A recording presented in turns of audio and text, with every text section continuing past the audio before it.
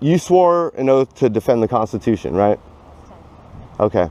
Now, through our current climate in this day and age, if the president decides to create a gun law or a something that is unlawful against the Constitution, will you enforce that?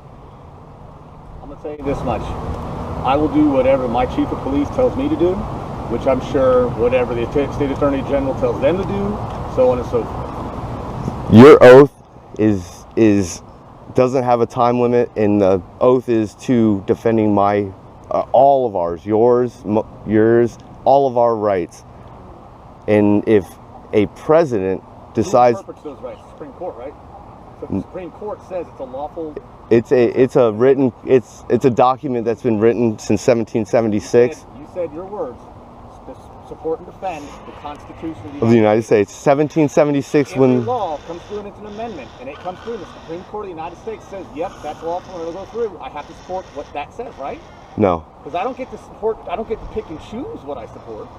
No. You said Constitution, correct? The Constitution has already been written and is already gone. There's changes to it all the time. Only through state. All the time. Only through state. All these amendments. Think about all the amendments that have come down. The original Bill of Rights, the first 10 amendments, how many amendments have we had since then that were not written in 1776? Absolutely. So, hey, we're talking about civil constitutional rights, the first 10. You said president comes up with a law. Because he's president is not going to do state rights. He's going to do Constitution, right?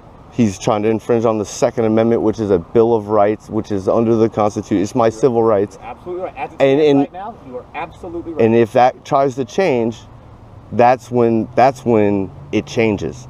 That's when the Constitution, it'd be the same thing about my First Amendment right now. It's the same thing as if you try to infringe as the free press, as anybody that has a camera, you can't, that's what your job is. You know, I'm really not trying to, you guys have been really cool.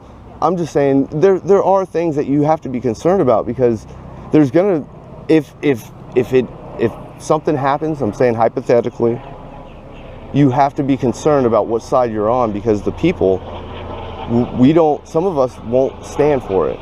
And I want. I don't think that we don't think about that. And it crosses our minds every day. Yeah, and that's the great conundrum of us, right? But that's part of your oath. I've unfortunately, I almost went to MEPS. I almost got into the Marines, and I almost took that oath.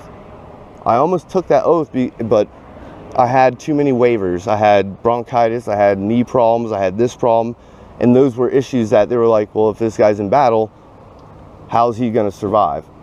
And that's why I didn't get into the Marines. And that's why I say the oath never dies. I would have swore to that, and I swear to that. That's why I carry this. I have an oath, but I've never put my hand up and swore to it, but I would defend it. And that's why I'm out here, is to defend the Second Amendment. I applaud you for it. I appreciate that. I applaud you for it. Thank you. All right, let me go give this to him. Yeah, no, do your thing.